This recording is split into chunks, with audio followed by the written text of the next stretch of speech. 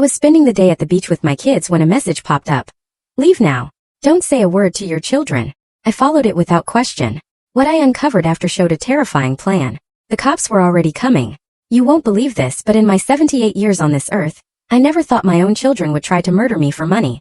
But a text message, a chilling anonymous text message, saved my life that day. My name is Joan Morales, and what I'm about to tell you changed everything. It was July 15, 2023, a perfect summer Saturday on the beaches of Chicago. It had been 2 years since I lost my dear Robert, my husband of 52 years, back in September of 2021. My children Sergio, Christina, and Raquel had insisted we spend the day together as a family, and I have to confess I was thrilled, so incredibly happy.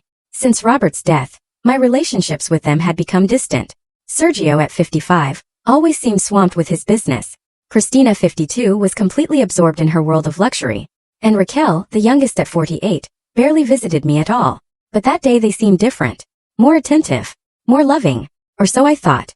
We were set up under a bright blue umbrella near a bustling beach bar. The lake was calm, seagulls wheeled lazily overhead, and I watched other families enjoying their day. My children chatted excitedly about their lives, their jobs, and for the first time in a long time, I truly felt like I was part of something again. Then my phone buzzed. It was 2:47 p.m. precisely. An unknown number. Normally I'd never answer, never even look at a text from a number I didn't recognize. But something, call it a premonition, pushed me to check it. The message read, "Leave quietly. Don't say anything to your children." A chill, completely unrelated to the lake breeze, shot through me. Who could send me something like that? And why specifically mention my children? I glanced at Sergio, Christina, and Raquel. They were still talking, laughing as if nothing had happened, but their laughter now sounded strange, almost forced, a bit hollow. My phone vibrated again. Another message, same unknown number. "It's urgent. Your life depends on it. I'm in the parking lot. Red car. Trust me." My heart began to pound a frantic rhythm against my ribs. All my life I've been a cautious woman, but I've also learned to trust my gut. And right then my gut was screaming that something was terribly, terribly wrong. "I feel a little dizzy," I lied, slowly pushing myself up from the lounge chair. "I think it was too much sun. I'm going to take a short walk to cool off." Sergio immediately stood up. "Do you want me to come with you, Mom?" No, I replied, forcing a smile I hoped looked natural. "I just need to walk a bit. I'll be right back." Christina looked at me with what seemed like genuine concern. "Be careful, Mom. Don't go too far." I walked towards the parking lot, trying to keep my steps casual, but my mind was racing. Who knew I was here? Who knew my children well enough to send such a specific, terrifying warning? Then I saw her. A woman, maybe 35, with brown hair pulled back in a ponytail, waiting next to a red Ford Focus. Her eyes held a mixture of nervousness and fierce determination that I recognized instantly. "Nora," I whispered in disbelief. "Nora Jimenez." She'd worked as a housekeeper at Sergio's house for 8 years. I knew her well. She was responsible, discreet, a single mother to an 8-year-old girl named Valerie. She had always shown me such respect, and in return, I'd always made sure Sergio treated her well and paid her fairly. "Mrs. Morales," she said, her voice trembling. "Thank you for coming. I know this must seem very strange, but I need you to listen carefully. Your life is in danger." The world seemed to stop around me. The noise of children playing, the waves crashing, the murmur of conversations. Everything faded as her words sank in. "What are you talking about, Nora?" She glanced nervously towards the beach where my children were probably wondering what was taking me so long. "We can't talk here. Get in the car, please. I have something to show you." My gut told me to trust her. For 8 years, Nora had proven to be honest and loyal. If she was risking so much to warn me, it had to be serious. I got into the passenger seat, and she started the car immediately. "Mrs. Morales," she began as she drove towards a quieter, secluded area. "What I'm about to tell you will be very hard to believe, but your children are planning to hurt you." My children planning to hurt me? Nora's words echoed in my head like deafening alarm bells. It was impossible. Yet, the utter seriousness on her face forced me to listen. She stopped the car in a secluded industrial area, away from prying eyes. With trembling hands, she pulled out her cell phone. "Mrs. Morales, I've worked at Sergio's house since 2015. Yesterday, while I was cleaning his office, I found some papers that made me suspicious. But what I discovered later..." Her voice broke. "I took pictures as proof." She swiped the screen and showed me the first image. It was a bank document with my signature, but I didn't remember ever signing it. "Do you recognize this signature, Mrs. Morales?" I examined the screen closely. It was undoubtedly my handwriting, my characteristic signature. But something deeply disturbed me. The date was July 8th, just a week ago. Yes, it's my signature, but... I tried to remember. Wait, that was the day of the barbecue at Sergio's house. They asked me to sign several papers, Said they were routine forms for the family's health insurance. Nora nodded gravely. That's what I thought, but look at the document you actually signed. She zoomed in on the image. My eyes widened in horror. It wasn't for health insurance. It was a bank transfer authorization for $950,000. My entire fortune. The savings of a lifetime of honest work. This can't be real, I murmured, feeling the blood run cold in my veins. There's more, Nora continued, showing me another picture. This time it was a power of attorney document, giving Sergio absolute power over all my assets. And then the third image left me breathless. A draft of a will, clearly forged, where I left my entire estate to my 3 children, eliminating any charitable donations I had planned to make to my church. But how is this possible? I gasped. I was conscious when I signed. I remember that day perfectly. Nora looked at me with a mix of compassion and urgency. Mrs. Morales, do you remember feeling strange after you ate? Dizziness, confusion, drowsiness. A shiver ran down my spine. Indeed, I remembered feeling unusually tired that afternoon. I had blamed my discomfort on the heat and my age or maybe the wine, but now. I found this in Sergio's kitchen, she said, showing me another photo. It was a small bottle with a medical label. Broxipam 6 milligrams. There were also traces of a colorless liquid she didn't recognize. My mind worked feverishly connecting the dots. The insistent family lunch. My strange drowsiness. The documents I signed without reading completely because I trusted my family. They drugged me. I whispered, more to myself than to her. I think so, yes, Nora confirmed. But the worst is yet to come. She took a deep breath before continuing. Last night while I was clearing the plates after dinner I overheard a phone conversation Sergio was having. He was talking to someone about a very large debt, Mrs. Morales. He mentioned the amount of $380,000. The figure hit me like a physical punch. It was a fortune that none of my children could gather with their regular incomes. Sergio sounded desperate. He was telling the person on the phone that the old problem would be solved soon, that he had access to the necessary funds. When he mentioned your name, Mrs. Morales, Nora said, her voice dropping, I knew I had to warn you. Who do they owe so much money to? I'm not entirely sure, but I heard names that scared me. People from the south side of Chicago, involved in illegal loans. Sergio repeated the name Miguel the Blade several times. I knew that reputation. Chicago had its dangerous areas, and ruthless loan sharks were a reality I preferred to ignore. But now that reality had reached my own family. But if they already have access to my money with those forged documents, why do they need? Nora interrupted me with a grave expression. Because there's a problem, Mrs. Morales. The banks are being more cautious with large transfers from seniors. They need you to be present, conscious, and personally ratify any transactions over $100,000. Then I understood the true extent of the danger. It wasn't enough to have drugged me once to get my signature. They needed to keep me under control, manipulable, perhaps permanently unable to make independent decisions. There's something else you should know, Nora added in a barely audible voice. This morning before they left for the beach, I heard Christina on the phone with someone. She mentioned something about a plan B in case you became a problem. Plan B. I couldn't hear everything clearly, but she mentioned words like accident, stairs at home, and quick inheritance. The horror of the situation hit me with full force. My own children, my own flesh and blood, weren't just planning to rob me. They were willing to get rid of me if necessary. That's why I sent you the message, Mrs. Morales. Last night I called the police and explained everything. They're investigating, but they need more evidence. Earlier today, they told me they would come to search your house this afternoon. The police are involved? Yes. Inspector Thomas Grant is in charge of the case. He was the one who suggested I warn you discreetly when you went out together today. The police are already on their way to your house to execute a search warrant. My mind tried to process all this overwhelming information. In less than an hour, I had gone from enjoying a family day at the beach to discovering that my children were planning to drug me, rob me, and possibly kill me. What do we do now, Nora? We have to go directly to the police station. Inspector Grant wants to take your statement and do a blood test too. See if there are still traces of the drugs they gave you last week. I felt a dizzying mix of gratitude and terror. Gratitude for this brave woman who had risked everything to save me, and terror for the inconceivable betrayal of my own children. Thank you, Nora. I don't know how I can ever repay you for what you've done for me. She looked at me with determination. You always treated me with respect and dignity, Mrs. Morales. I could never let them hurt you. As we headed to the police station, a terrifying question hammered in my mind. How had my family reached this point of utter desperation? And above all, what else were they willing to do to get my money? The drive to the police department took only 15 minutes, but it felt like an eternity. Nora drove with obvious nervousness, constantly checking the rearview mirrors, while I tried to grasp the true scale of the conspiracy against me. Mrs. Morales, she said, breaking the tense silence. There are more details you need to know before you talk to Inspector Grant. What I discovered is much more complex than I initially imagined.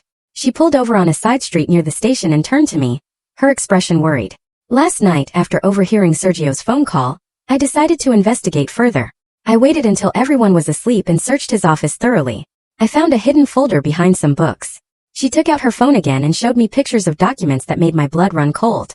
They were receipts for extravagant purchases, a brand new Mercedes-Benz for $95,000 in Sergio's name, luxury jewelry for Christina worth $45,000, and a condo on the coast Raquel had recently bought for $180,000. None of your children have enough income to afford this, Mrs. Morales, Nora explained. Sergio makes about $3,500 a month at his consulting job. Christina gets around $2,800 as an administrator, and Raquel barely makes $2,200 at her part-time job. It's impossible for them to afford such a lifestyle. The math was crushing.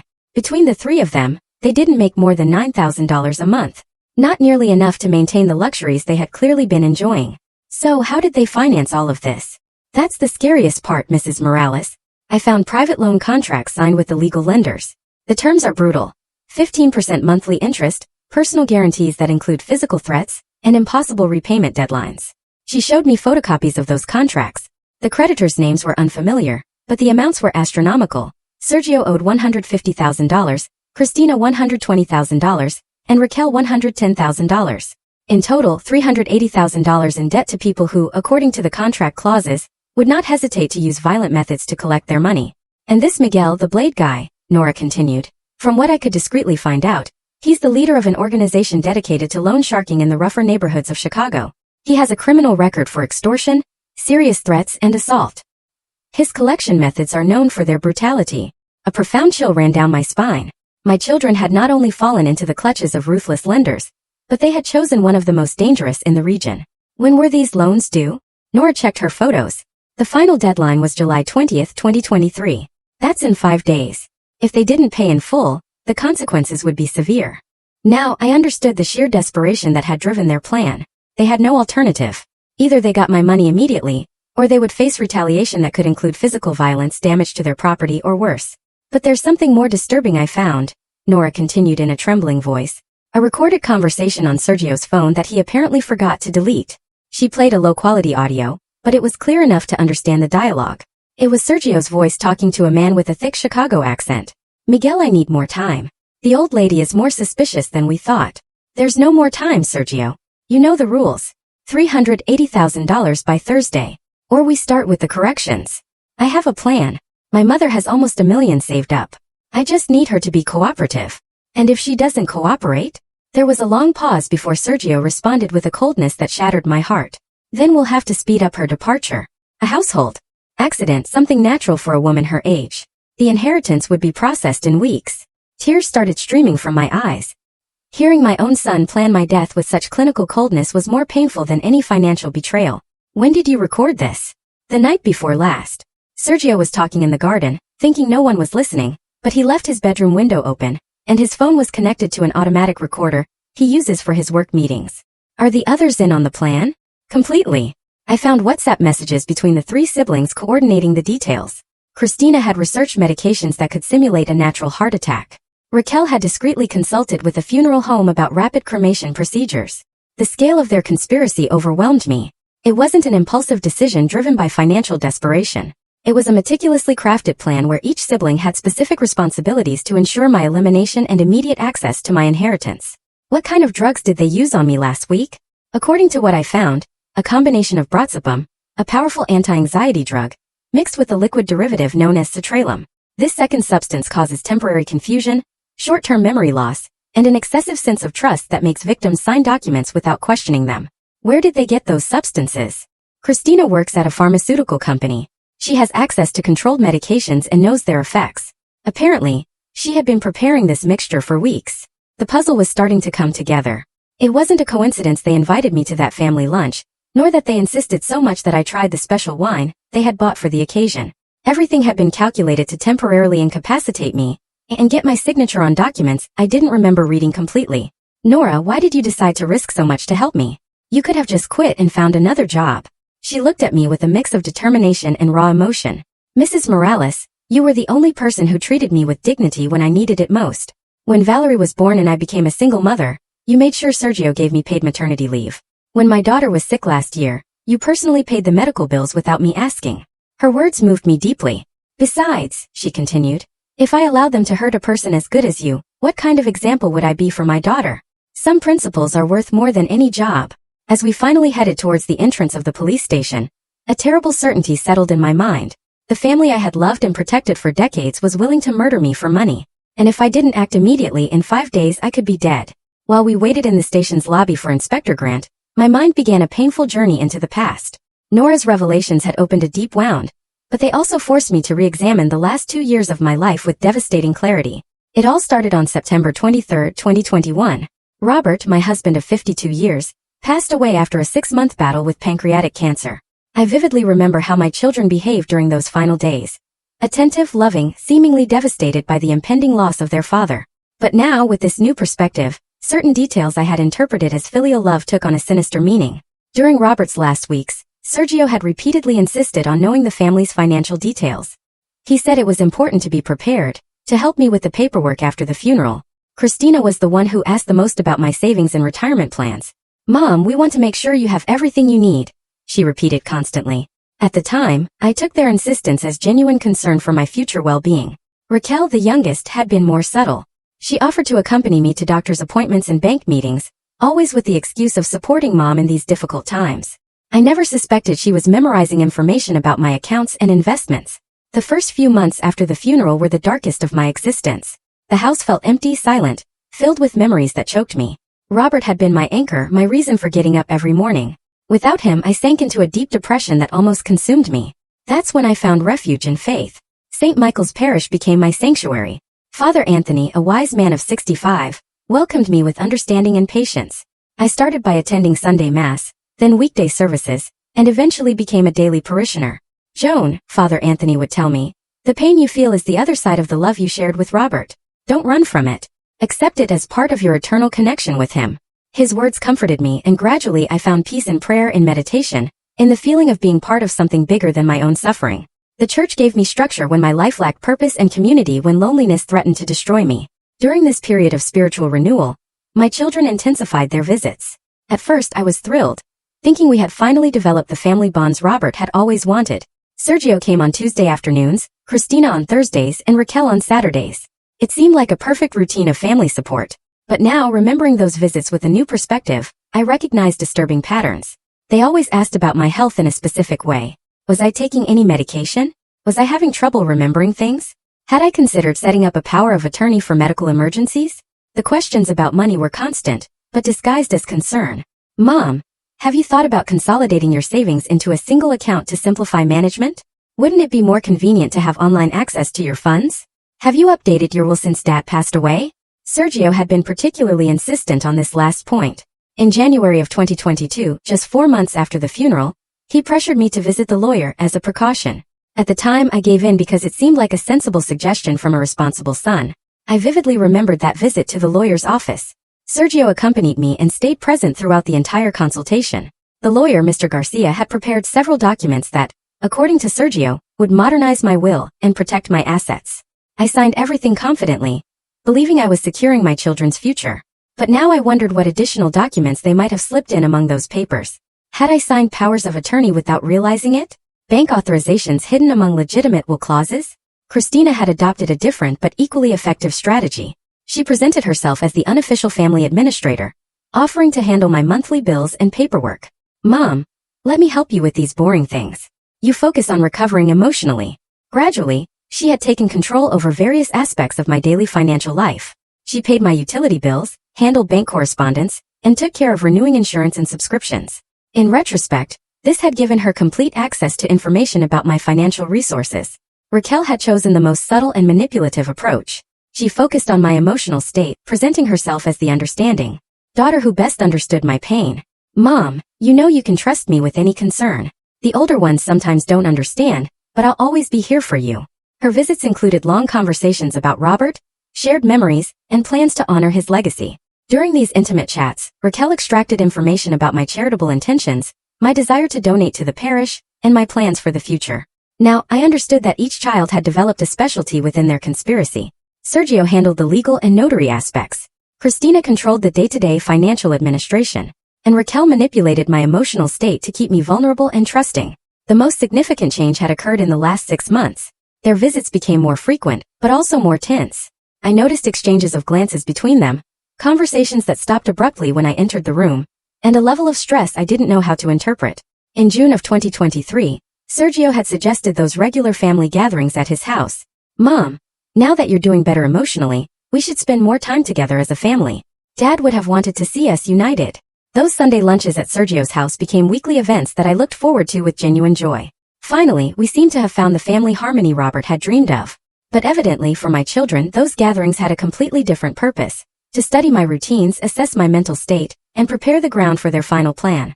The lunch on July 8th, when they drugged me to get my signature, had simply been the culmination of months of meticulous preparation.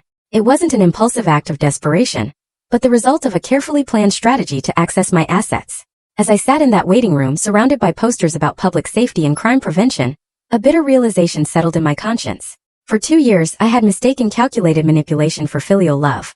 My emotional vulnerability after Robert's death had turned them into predators, not comforters. The faith that had helped me heal so much now faced its most difficult test. How could I reconcile Christian teachings about forgiveness and family love with the brutal reality that my own children were willing to murder me for money? "Joan Morales, please come in." The voice of Inspector Thomas Grant echoed in the waiting room with professional authority. He was a man of about 50, medium height, sturdy build, and a piercing gaze that inspired immediate confidence. His impeccable uniform and serious demeanor calmed me in the midst of the emotional storm I was going through. "Good morning, Inspector. This is Nora Jimenez, the one who alerted me to the situation," I said as we headed to his office. "Miss Jimenez, your call last night was very timely. We've been working intensely since then to verify the information you provided," the inspector replied, inviting us to sit in front of his desk, which was cluttered with files and documents. The office was sparse but efficient. White walls decorated only with police certificates, a detailed map of Chicago, and official photographs of the mayor and state officials. 2 computers were running simultaneously, displaying databases I couldn't make out from my position. "Joan, before we proceed with your formal statement, we need to run some urgent medical tests. Our forensic team requires blood and hair samples to detect any possible residues of substances that may have been administered without your consent. Is it still possible to detect anything after a week?" I asked with concern. "Depending on the substances used," he explained, "yes. Brotzepam can remain detectable in blood for 3 to 7 days, and certain metabolites persist in hair for up to 3 months. If they really gave you the combination Ms. Jimenez describes, we'll find evidence." A forensic technician entered carrying a professional medical case. The procedure was quick but thorough: blood draw, hair samples, and a basic physical exam to assess my overall health. During the process, the inspector continued to explain the legal steps that would follow based on the photographic evidence Ms. Jimenez provided. "We obtained a court order to tap your children's communications and search their homes. The operation began 2 hours ago." "They're already at my house?" "Indeed. A specialized team is executing simultaneous searches at the residences of Sergio, Christina, and Raquel. We've also requested that the bank freeze all their accounts to prevent unauthorized transfers while the investigation is ongoing." The police efficiency pleasantly surprised me. In less than 24 hours since Nora's call, they had organized a complex operation that protected my interests and sought additional evidence against my children. "Inspector, what will happen when my children get back from the beach and discover the search?" "We've coordinated the operation to coincide with their absence. Our agents have orders to complete the search before they return. However, we need your cooperation for a crucial phase of the plan." Grant leaned forward, adopting a more confidential posture. "Joan, we want to organize a controlled operation that will allow us to obtain direct confessions from your children. The documentary evidence is strong, but recorded testimonies would considerably strengthen the case." "What kind of operation?" "We would need you to return to Sergio's house tonight, acting normally, but wearing hidden recording devices. If we can get them to verbally admit to the plan, we'll have irrefutable evidence of conspiracy to commit fraud and possibly premeditated murder." The proposal terrified me. Voluntarily returning to the place where my own children had planned to drug me again, knowing they were desperate and that their debt deadlines were days away, seemed extremely dangerous. "Are there no less risky alternatives?" "I understand your concern, but let's consider the current legal situation," the inspector explained, consulting his notes. "We have documentary evidence of forgery, photographs of controlled substances, and compromising phone recordings. However, a competent lawyer could argue that you signed those documents consciously, that the medications are for legitimate medical use, and that the recorded conversations are open to multiple interpretations." Nora, who had remained silent, intervened with determination. "Mrs. Morales, I'll be there to protect you. I can make sure you don't consume anything they offer you, and maintain constant communication with the police." Miss Jimenez is right, Grant confirmed. She would be our official collaborator in the operation. Additionally, we'll install external surveillance equipment and have rapid response units positioned within a 2-block radius. What happens if something goes wrong? If they realize they're being recorded? Or if they decide to accelerate their plan? We've considered those risks. You would carry an emergency device that would trigger immediate intervention if you press a specific button. Also, we'll establish security codes that Miss Jimenez can use to request help without arousing suspicion.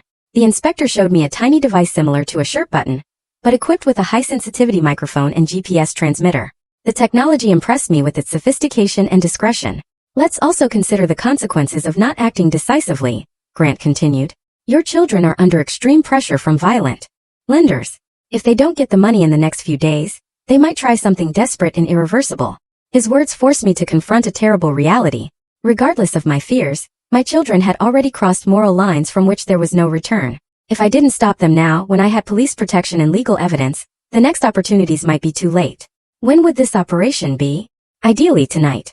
According to our investigations, your children were planning to invite you to dinner tomorrow Sunday, to finalize certain family matters. Getting ahead of their timeline would give us a tactical advantage. How would I explain my unexpected return after leaving the beach? Miss Jimenez suggested a convincing alibi. You felt unwell during your walk. She found you disoriented near the parking lot, and she accompanied you to Sergio's house so your children could take care of you. Nora nodded, confirming the plan. I'll tell them I found you dizzy and worried about your blood pressure. They know my discretion and won't suspect I contacted the police. The forensic technician returned with preliminary results from the tests. Inspector, we confirm the presence of brozapam in significant concentrations and have detected traces of a substance consistent with citralum derivatives. The level suggests administration in high doses about a week ago. Perfect, Joan. This scientifically confirms that you were drugged. We have a solid basis to proceed with criminal charges. The scientific validation of Nora's suspicions filled me with a mixture of relief and horror. Relief because I finally had objective proof of the betrayal. Horror because it confirmed that my own children had been willing to chemically incapacitate me to rob me. Inspector, I agreed to participate in the operation. But I need one guarantee. If something goes wrong, if my life is in real danger, your agents will intervene immediately, regardless of the state of the recording. You have my personal word and my professional commitment, Joan. Your safety is our absolute priority. As we left the station to prepare the final details of the nighttime operation, a certainty crystallized in my mind. These were not the children I had raised, nor the adults I thought I had educated with ethical values. They were desperate criminals willing to do anything for money, and I would be the instrument of their own downfall. It was 6:03 p.m. when we returned to the station to finalize the details of the night operation. Inspector Grant had assembled a specialized team that included surveillance technicians, communications experts, and agents from the Rapid Intervention Unit. The professionalism of the group reassured me considerably. Joan, I'd like you to meet Sergeant Lopez, a specialist in undercover operations, and Officer Ruiz, an expert in recording devices. The inspector announced as he guided me to a meeting room equipped with detailed maps of the neighborhood where Sergio lived. Sergeant Lopez, a young man of about 35 with an athletic build and an intelligent gaze, laid out several tiny electronic devices on the table. Mrs. Morales will be using 3 redundant recording systems to ensure we capture the entire conversation with perfect clarity, he explained, delicately handling the devices. First, this directional microphone integrated into a shirt button, which records audio within a 15-foot radius. Second, a GPS transmitter hidden in your belt that allows us to monitor your exact location in real time. He showed me the third device, a small camera the size of a coin. This will be the most important element. A micro camera with a direct feed installed in your glasses. It will allow us to see exactly what you see and intervene instantly if we detect imminent danger. Officer Ruiz complimented the technical explanation. All devices are synchronized with our mobile command center, which we will park 150 yards from Sergio's house. We will have a continuous audiovisual feed and immediate response capability. How does the emergency system work?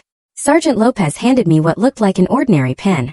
If you press this in twice in a row, it will trigger a silent alarm in our command center. We will have agents storming the house within 90 seconds. If you press it 3 times, we will consider your life to be in immediate danger, and the intervention will be even faster. Nora, who had been watching the demonstration with focused attention, raised a crucial concern. How do I communicate with you if I detect something suspicious before Mrs. Morales activates the emergency? Excellent question, Miss Jimenez. You will carry this device, Officer Ruiz replied, showing her a seemingly normal cell phone. It's programmed with speed dial numbers. If you press 1, it will signal situation under control.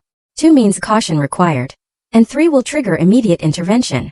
Inspector Grant unfolded aerial photographs of the residential area where Sergio lived, pointing out strategic positions with red markers. We will have 6 agents distributed in 3 unmarked vehicles, a delivery van parked across from the park, a private car on the southeast corner, and an electric maintenance motorcycle on the back street. All access points will be monitored. What if my children suspect something unusual in my behavior? We've prepared a credible alibi to explain any nervousness, replied Sergeant Lopez, consulting his notes. If they seem puzzled by your attitude, you can attribute it to the medical scare you had at the beach. It's natural for someone your age to feel unsettled after a dizzy spell. Nora added to the strategy. I'll explain that I found you very worried about your health, and that you insisted on coming back to be near your family. They know my careful personality and won't question my version. What time should we arrive at Sergio's house? The inspector checked his watch. Our surveillance agents confirmed that your children returned from the beach an hour ago. According to the microphones we installed during the morning search, they are discussing your unexpected disappearance. They seem nervous but not suspicious. Did you manage to find any additional evidence during the search? Considerably. We found the hidden folder Miss Jimenez mentioned, plus 3 additional cell phones containing communications with the legal lenders. We also located a bottle of citralum in Sergio's refrigerator labeled as medicine for mom. The revelation struck me deeply. They had been so calculating that they had even prepared fake medication specifically to drug me repeatedly. What kind of conversation do you expect me to have with them? Ideally, we want you to mention concerns about your will or your savings, explained Sergeant Lopez. If you express worries about the security of your money, they will likely try to reassure you by offering to help manage it. That will be our opportunity to record incriminating confessions. Officer Ruiz added, it would also be helpful if you mention feeling confused about documents you remember signing recently. If they're worried you're questioning the signatures from July 8th, they might reveal details about how they obtained them. Should I confront them directly with my suspicions? Absolutely not, Inspector Grant replied categorically. Any direct confrontation would put them on high alert and could provoke violent reactions. Maintain the attitude of a concerned but trusting mother. Let them be the ones to reveal compromising information. Nora intervened with a practical suggestion.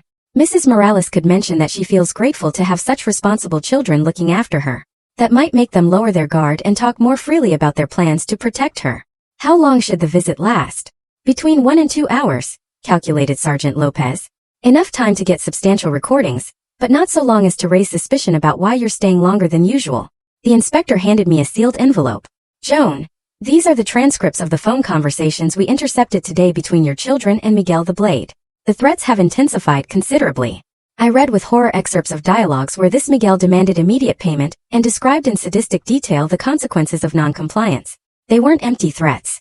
They were specific promises of physical violence that included the entire family. When do you plan to intervene with this Miguel the Blade? Simultaneously with tonight's operation. While we're recording your children's confessions, another team will be arresting Miguel and his organization. We want to dismantle the entire network at once. The complexity of the operation impressed me. It wasn't just a case of family fraud. It was a comprehensive investigation against a criminal organization that had extended its tentacles to multiple victims. Are you mentally prepared for this, Joan? Officer Ruiz asked with genuine concern. Hearing your own children confess to plans to murder you will be emotionally devastating. Her question forced me to reflect on the inner strength I would need to complete this mission. For the past 2 years, my renewed faith had taught me about forgiveness and compassion, but also about justice and protecting the innocent. Officer, I said, my voice steady. I have lived 78 years and raised 3 children believing in values like honesty, family loyalty, and respect for life. Discovering that my own children have betrayed those principles is painful, but allowing them to continue doing so would be a betrayal of everything my husband and I tried to teach them. Nora took my hand in a supportive gesture. Mrs. Morales, remember, you are not alone in this. We are all here to protect you and ensure that justice prevails. Inspector Grant checked the watches of all the participants. It's 7:15 p.m. We'll begin deployment at 7:30. Joan and Miss Jimenez will arrive at Sergio's house at 8 p.m. exactly. By then, all our systems will be operational and ready. As they discreetly fitted me with the recording devices and checked their functionality, a mix of terror and steely determination filled my chest. In less than an hour, I would face my children, knowing it could be the last conversation we would have as a family. After tonight, they would simply be criminals who had tried to murder their own mother for money. At 8 p.m. sharp, Nora stopped her car in front of Sergio's house. My heart was pounding so hard I was afraid the recording devices would pick up its frantic rhythm. The 2-story house with its modern light brick facade and carefully maintained garden looked exactly the same as always, but now I perceived it as the stage for a confrontation that would define the rest of my existence. The lights in the main living room were on, casting a warm glow that in other circumstances would have been welcoming. Tonight, however, that brightness seemed sinister, like the deceptive shine of a carefully laid trap. Mrs. Morales, remember to act naturally, Nora whispered, discreetly checking her emergency phone. I'll handle everything related to food and drinks. Don't touch anything that hasn't passed through my hands first. I took a deep breath, adjusted my glasses equipped with the micro camera, and gently touched the emergency pin in my right pocket to confirm its location. The wires from the button microphone felt strange against my chest, but I hoped my shirt would hide them adequately. The door opened before we could even ring the bell. Sergio appeared with an expression that combined feigned relief and apparent concern. Mom, thank God you're okay. We were so worried when you disappeared from the beach without a word, he exclaimed, hugging me with an effusiveness that now felt completely fake, knowing his true intentions. Nora found me feeling dizzy near the parking lot, I explained, following the prepared script. I felt confused and disoriented. I think it was too much sun for someone my age. Christina appeared from the kitchen, drying her hands on a floral apron. Her smile seemed genuinely relieved, which momentarily confused me. Was it possible she still had some shred of authentic love for me, or was she simply a consummate actress? Mom, you gave us such a scare. Raquel is in the living room. She was about to call the hospitals to see if you've been admitted, she said, coming closer to examine my face with what seemed like professional medical concern. Raquel emerged from inside the house, practically running. Her eyes showed an anxiety that could be interpreted as filial love, but which I now suspected had entirely different motivations. Mom, are you feeling better? Do you need me to take you to the doctor? Your blood pressure has been irregular lately, she asked, taking my arm with exaggerated gentleness. I'm fine, honey. I just need to rest a bit and maybe have something cool to drink, I replied, allowing them to guide me to the main living room. The inside of the house reflected the standard of living my children had been maintaining with borrowed money. Italian leather furniture, a giant screen TV, decorations that obviously cost more than any of their monthly salaries. Every object reminded me they had been living an unsustainable financial lie. Nora, please bring some mineral water from the fridge, Sergio requested with a seemingly casual tone, but I detected an underlying tension in his voice. Of course, Mr. Sergio, Nora replied, heading to the kitchen. She had been specifically instructed to control everything I was offered to drink. I sat on the main sofa from where I could observe the expressions of my 3 children. Christina settled to my right, Raquel to my left, and Sergio remained standing in front of me, unconsciously adopting a dominant position that I found revealing. Mom, we've been discussing your financial situation, Sergio began with a seemingly concerned tone. At your age, managing so many savings and complex banking decisions must be stressful. Why do you bring that up now? I asked, feigning innocent surprise. Christina intervened with calculated gentleness. Mom, we know that Dad always took care of a lot of the paperwork. Without him, you must feel overwhelmed by so much financial responsibility. It's true that some things have gotten more complicated, I admitted, following the strategy suggested by the police. Lately, I've been feeling confused about some documents I remember signing. The 3 of them exchanged quick glances that the micro camera would have definitely captured. Sergio cleared his throat before answering. What kind of documents are you worried about, Mom? Well, I remember signing papers a week ago during our family lunch, but I can't quite remember what they were for. My memory isn't what it used to be, I said, carefully observing their reactions. Raquel leaned towards me with an understanding expression. Mom, those were just update forms for your health insurance. Nothing important, just routine paperwork that we're handling to help you out. But I have a feeling there were large numbers involved, amounts that seem significant. I pressed on, maintaining a tone of genuine confusion. Sergio sat down in the armchair across from me, adopting a posture that was meant to be relaxed, but revealed muscular tension. Mom, maybe it's time we consider setting up a simpler system to manage your finances, something that takes the pressure off you and allows you to enjoy your retirement without administrative worries. Nora returned with a sealed bottle of mineral water, which she opened in front of me before pouring me a glass. Her movements were deliberate and careful, ensuring I could see that the liquid had not been tampered with. What kind of system are you suggesting? I asked, taking a sip of water. Christina visibly brightened. We could set up a joint account where one of us has authorization to handle your daily expenses. That would free you from having to remember bills, investments, and bank procedures. A joint account? Wouldn't I lose control over my own money? Not at all, Mom, Raquel replied with false sweetness. It would simply be an administrative tool. You would maintain absolute ownership. We would just help you with the daily management. Besides, Sergio added, leaning forward, considering your episode at the beach today, it might be wise to have contingencies in place for your own safety and peace of mind. What kind of contingencies?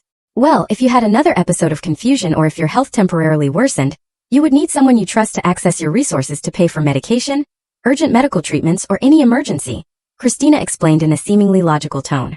The conversation was unfolding exactly as the police had anticipated. My children were presenting seemingly reasonable arguments to gain control over my assets, but now I knew their true motivations. How much money do you think would be necessary to keep in that joint account? I asked, feigning genuine consideration. Sergio exchanged another quick glance with his sisters before answering.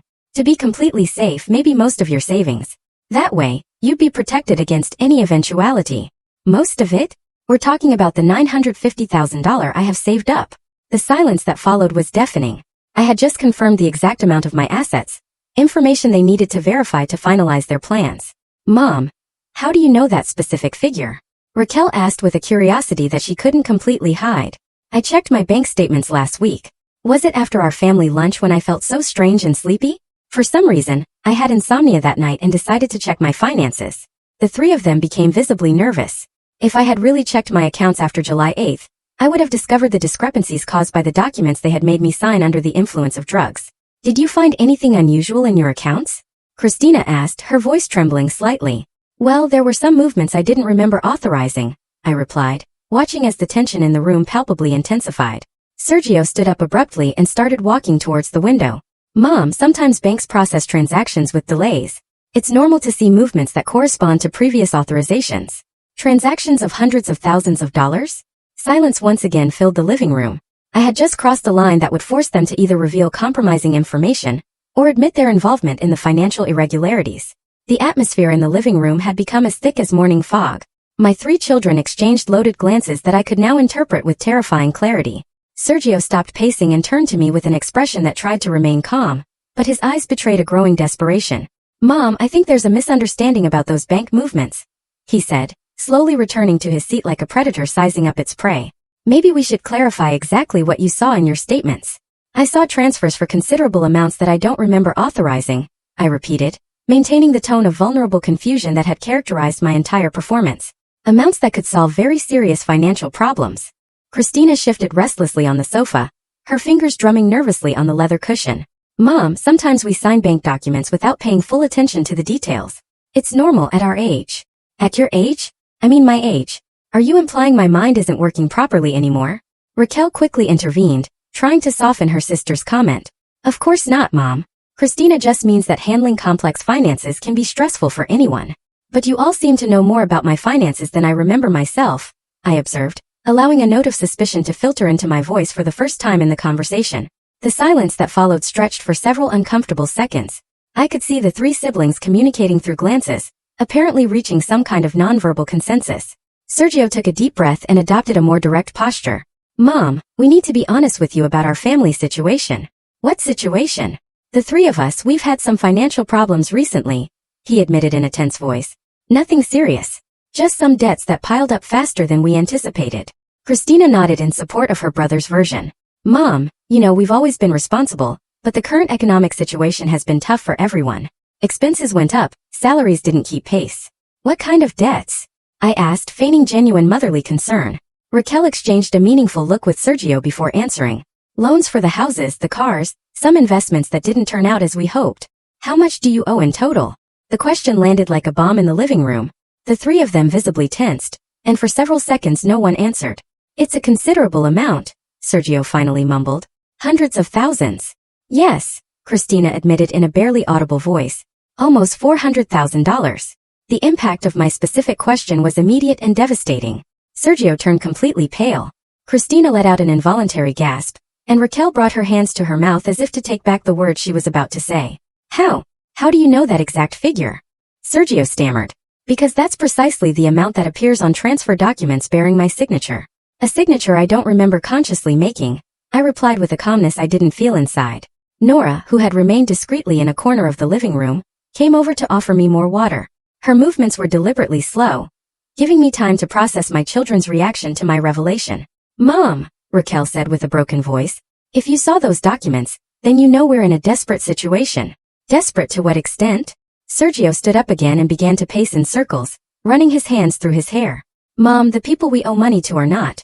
They're not exactly traditional banks. What does that mean? It means that if we don't pay soon, the consequences go beyond credit problems, Christina explained, tears starting to form in her eyes. What kind of consequences? Raquel sobbed before answering. Mom, they threatened us.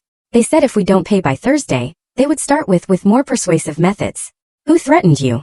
Sergio stopped in front of the window, his back to me. A man named Miguel. Miguel Fernandez. But everyone knows him by another name. What other name? Miguel the Blade?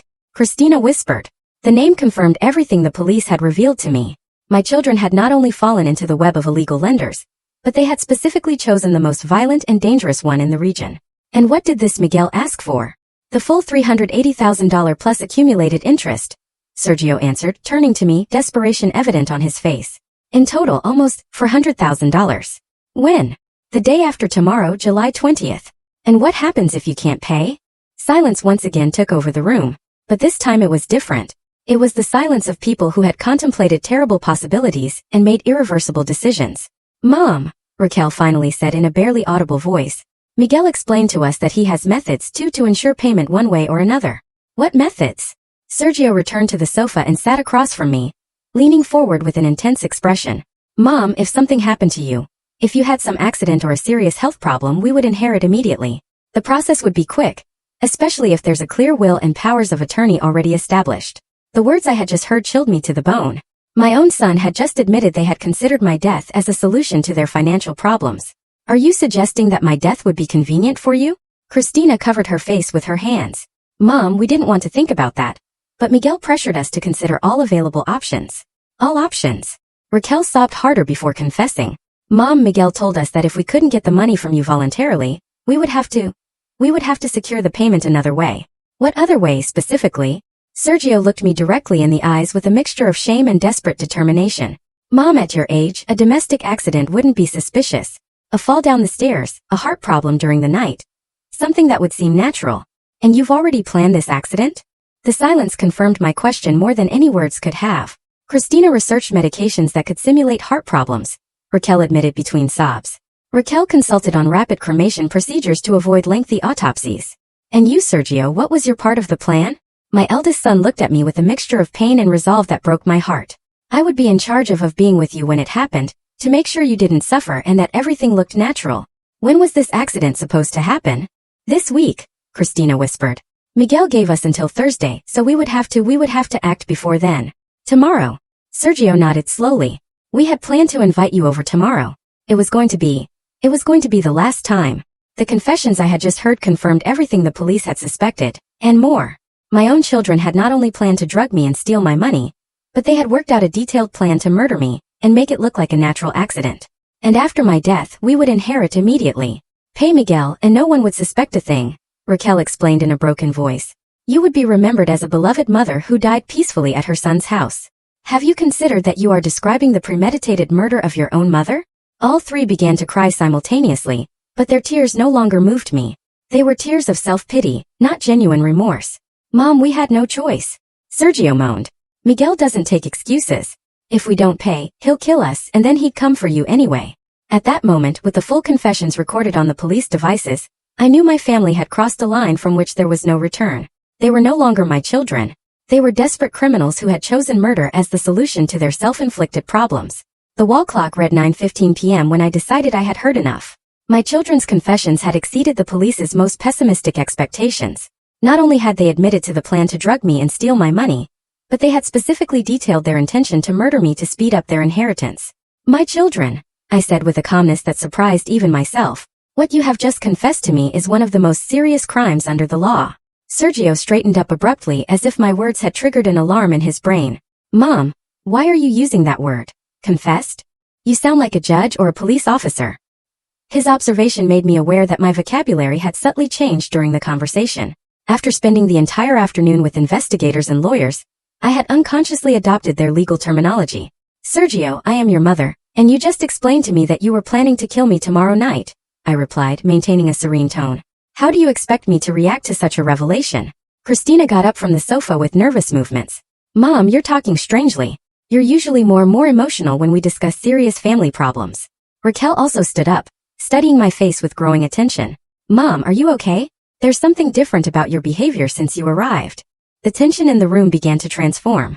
My children were shifting from confessional guilt to defensive suspicion. Their survival instincts were kicking in as they detected inconsistencies in my act. Different in what way? I asked, trying to maintain the character of a confused old woman. Normally, after hearing something so disturbing, you'd be screaming, crying, or at least trembling. Sergio observed, approaching me with cautious steps. But you're too calm, too controlled. Nora intervened from her position by the kitchen. Mrs. Morales has been very upset since the episode at the beach. Maybe the shock made her react differently. Shock? Christina repeated, looking at Nora with growing suspicion. Nora, you found my mother at the beach, right? Exactly where and how? I found her near the parking lot. She seemed disoriented and worried about her blood pressure. Nora replied with a rehearsed version. But why were you at the beach? Raquel pressed. It was supposed to be your day off, and you usually spend it with Valerie at home. The question revealed a detailed knowledge of Nora's personal routine that unsettled me. My children had been monitoring their housekeeper's movements with an attention that suggested paranoia or preparation for something specific. Valerie wanted to go to the beach, so we decided to spend the day there, Nora explained, but her voice betrayed growing nervousness. Sergio stopped directly in front of me, leaning in to examine my face. Mom, something doesn't add up in this whole situation. What doesn't add up? First, you mysteriously disappear from the beach without explanation. Then you return hours later with Nora, who coincidentally found you. Now you're interrogating us about our financial problems using legal terminology. And you react with unnatural calmness to confessions that should devastate you emotionally. His analysis was too precise. My performance had been convincing during the first part of the conversation, but maintaining the character through such extreme revelations required theatrical skills I didn't possess. I just found out my own children are planning to murder me, I said, partially abandoning the pretense. Did you expect me to react with hysterics? I expected you to react like our mother, not like a professional investigator, he replied, his voice growing increasingly tense. Christina went to the window and pulled the curtain aside slightly. Mom, there are several vehicles parked in unusual places on our street. A van I've never seen before. A car that's been there for too long. My heart raced. The police operation was being detected by my children, whose paranoia had heightened their powers of observation. What are you implying, Christina? I'm implying that maybe your disappearance from the beach wasn't as accidental as you made us believe, she replied, turning to me with an increasingly hostile expression. Raquel joined her sister by the window. Christina's right. There's too much suspicious vehicle activity to be a coincidence. Sergio went to a drawer in the living room cabinet and pulled out a small pair of binoculars. As he watched the street through them, his expression progressively hardened. Mom, the man in the blue car is wearing an earpiece and has visible communication equipment on the passenger seat, he announced in a cold voice. The delivery van has no real company logos, and there's someone watching from inside. The situation was deteriorating rapidly. My children had identified the police surveillance, and now considered me responsible for attracting that attention. What are you suggesting? I asked, though I already knew the answer. I'm suggesting you betrayed us, Sergio replied with a harshness I had never heard in his voice before. Somehow, you alerted the authorities about our conversations. Nora tried to intervene. Mr. Sergio, Mrs. Morales has been with me all afternoon. She hasn't had a chance to contact anyone. All afternoon with you, Christina repeated with venomous sarcasm. A housekeeper who coincidentally becomes our mother's constant companion. On the same day, police surveillance appears on our street. Nora just helped me when I felt sick, I protested weakly. Raquel returned from the window with a look of growing fury. Mom, you know what I think really happened? I think Nora found out something about our plans, warned you, and together you contacted the police. That's ridiculous. Is it ridiculous? Sergio interrupted, approaching me menacingly. Then explain why you're wearing a different shirt than the one you had on at the beach this morning. His observation hit me like a lightning bolt. Indeed, during the preparation for the operation at the station, I had changed my shirt to accommodate the recording devices. A seemingly insignificant detail that now compromised the entire operation. I changed because the other one was sweaty after the episode at the beach, I lied desperately. And where did you get this new shirt? I don't recognize it from your wardrobe. Christina pressed with the insight of someone who had been studying my habits for months. Before I could answer, Sergio lunged at me and began to pat down my shirt with expert hands. Mom, there's something hard here, like a strange button. His fingers found the recording device. At that moment, the charade was definitively over. It's a microphone, he shouted, violently ripping the device from my shirt. She's recording us. Christina ran over and began to examine my glasses. And this looks like a tiny camera. Raquel ran towards Nora with a murderous expression. You contacted them. You set all this up. Mrs. Raquel, please. Nora cried, backing away towards the wall. Sergio crushed the microphone under his foot with uncontrolled fury. Mom, you just destroyed your own family. You just condemned us all. At that exact moment, as if waiting for that specific signal, the front and back doors of the house burst open simultaneously with a deafening crash. Police! Get on the ground now! Armed officers stormed in from multiple directions, filling the living room with shouts of authoritative commands and the metallic sound of handcuffs being prepared. Inspector Grant appeared among the first agents, heading directly towards me. "Joan, are you hurt?" "I'm fine, Inspector," I replied, watching as my 3 children were forced to the ground with their hands behind their backs. "Mom!" Sergio screamed as they put the cuffs on him. "You betrayed us. We are your family." "Mrs. Morales," Officer Ruiz called from the entrance. "We have simultaneously arrested Miguel the Blade Fernandez and 2 associates. We found documentation confirming the threats against your family." Christina sobbed hysterically as she was lifted from the floor. "Mom, we were your children. How could you do this?" "You were my children until you decided to murder me for money," I answered with a firmness that surprised me. Raquel looked at me with pure hatred as she was escorted towards the door. "You'll regret this. Family protects each other. They don't betray each other." "Miss Jimenez," Sergeant Lopez said, approaching Nora, "your bravery has saved a life and dismantled a criminal organization. You will have police protection until the legal process is over." As I watched my 3 children being put into separate police vehicles, a mixture of relief and emotional devastation washed over me completely. I had saved my life, but I had lost my family forever. The months following that night of July 16th were a whirlwind of legal proceedings, court testimonies, and revelations that continued to shake the foundations of what I once considered my family reality. The legal process formally began on August 15, 2023, when the district attorney's office filed formal charges against Sergio, Christina, and Raquel for attempted first-degree murder, conspiracy, and fraudulent administration of assets. The trial was held at the county courthouse, an imposing room with high ceilings and dark wood-paneled walls that reflected the solemnity of the judicial system. During the first sessions, I had to face the surreal experience of testifying against my own children, who sat at the defendant's table in prison uniforms, their expressions alternating between shame and bitter resentment. The prosecutor, Linda Carmen, a 45-year-old woman with a reputation for unwavering toughness in cases of domestic violence, presented a devastatingly solid case. The recordings obtained during the police operation were played in their entirety before the court, causing visible shivers among the jury members as they heard my children plan my murder with calculated coldness. "Your Honor, ladies and gentlemen of the jury," the prosecutor declared during her opening statement, "we are faced with one of the most execrable cases of family betrayal to ever come before this court. 3 adult individuals, beneficiaries for decades of their mother's love and generosity, meticulously conspired to drug her, steal her entire fortune, and finally, physically eliminate her to accelerate their inheritance. The defense attorneys tried multiple strategies to minimize the severity of the charges. Sergio's lawyer argued that the debts to violent lenders had placed his client under external duress that limited his capacity for rational decision-making. Christina's defender alleged that her client had acted under the dominant psychological influence of her older siblings. Raquel's lawyer maintained that she was simply a collateral victim of her siblings' decisions. However, the evidence presented by the prosecution was overwhelming. In addition to the audio and video recordings from the police operation, investigators had recovered extensive records of phone communications, WhatsApp messages detailing every phase of the plan, and forensic evidence confirming the administration of controlled substances without my consent. The most impactful testimony came from Nora Jimenez. For 2 full days, she detailed before the court how she had gradually uncovered the conspiracy, describing with precision the conversation she had overheard, the documents she had photographed, and the moral decision that led her to risk her personal safety to protect me. "Your Honor," Nora declared with a firm but emotional voice, "Mrs. Morales was the only person who treated me with dignity when I needed it most. When I became a single mother, she made sure I kept my job with fair conditions. When my daughter was sick, she personally paid the medical bills without me asking.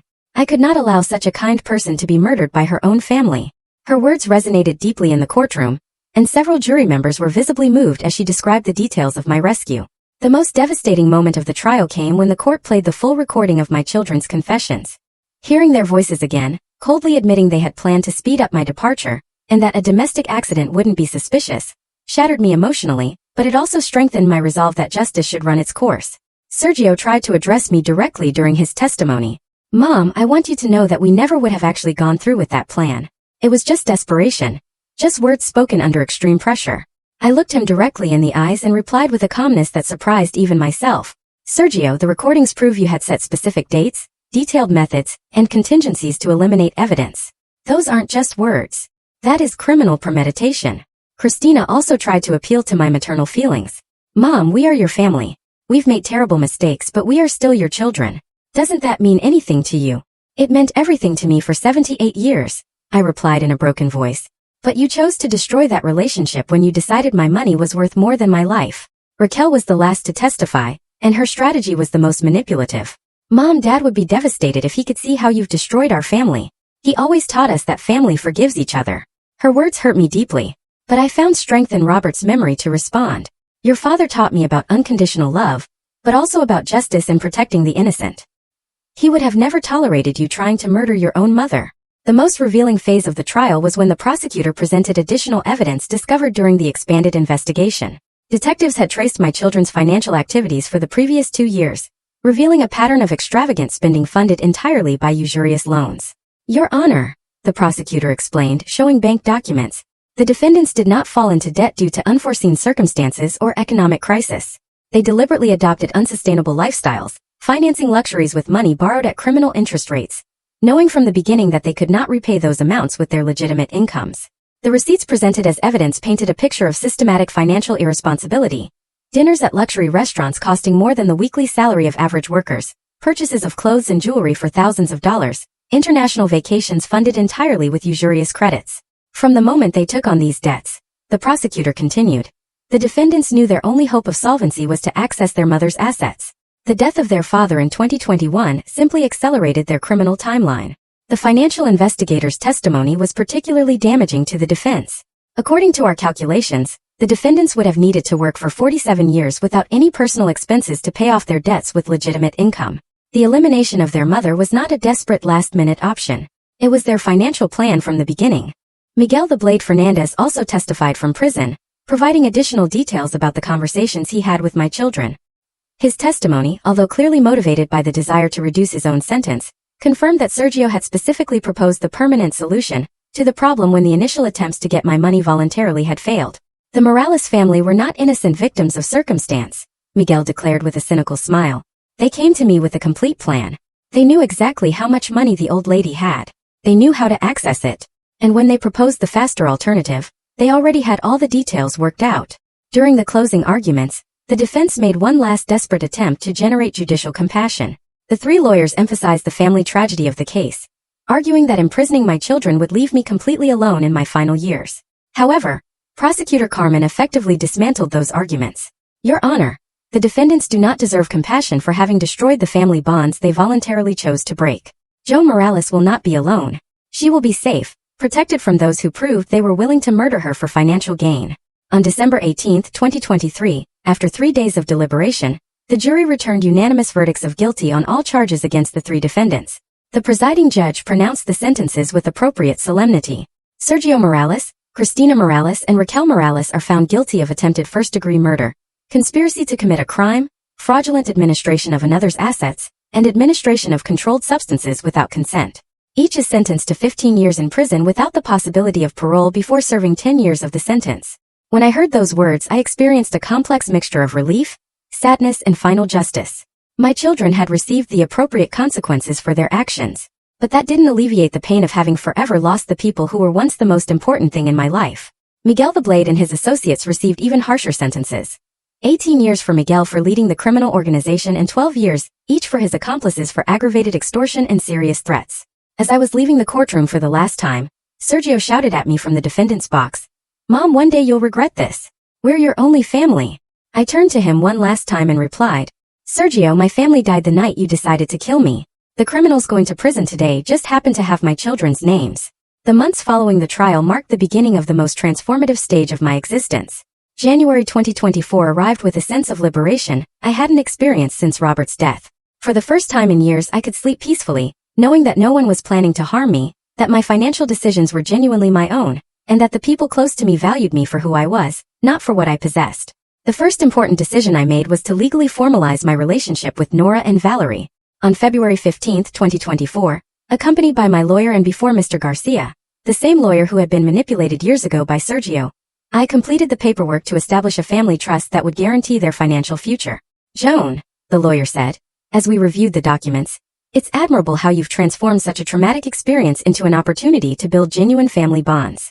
"Mr. Garcia," I replied, signing the papers with a steady hand, "I've learned that true family is not defined by blood, but by loyalty, selfless affection, and the willingness to protect one another."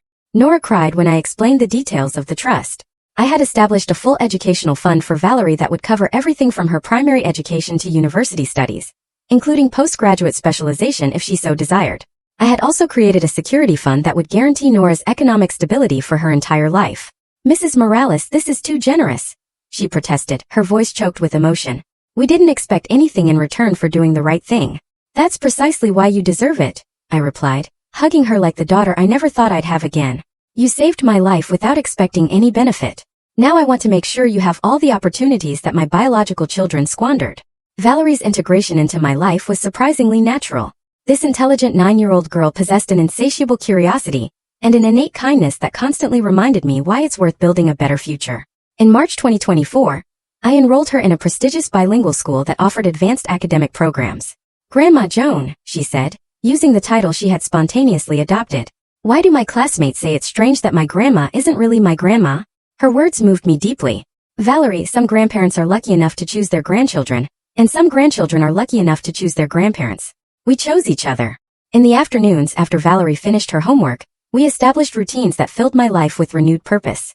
On Tuesdays and Thursdays, I took her to piano lessons at the Municipal Conservatory. On Saturday mornings, we attended swimming lessons together at the yacht club.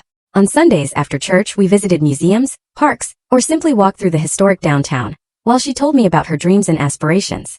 I want to be a doctor like the one who took care of Mom when I was sick, she confided during one of those Sunday walks. But I also really like music. Can I be a doctor and a pianist at the same time? Valerie, you can be anything your heart and your hard work allow you to achieve, I replied, buying ice cream at a shop near the cathedral. Your new financial situation will give you opportunities that many children don't have, but it will be your decisions and your dedication that determine what you do with those opportunities. My spiritual life also underwent a significant deepening during this period. Father Anthony had been my guide during the darkest moments after Robert's death, and now he became my partner in building something positive and lasting.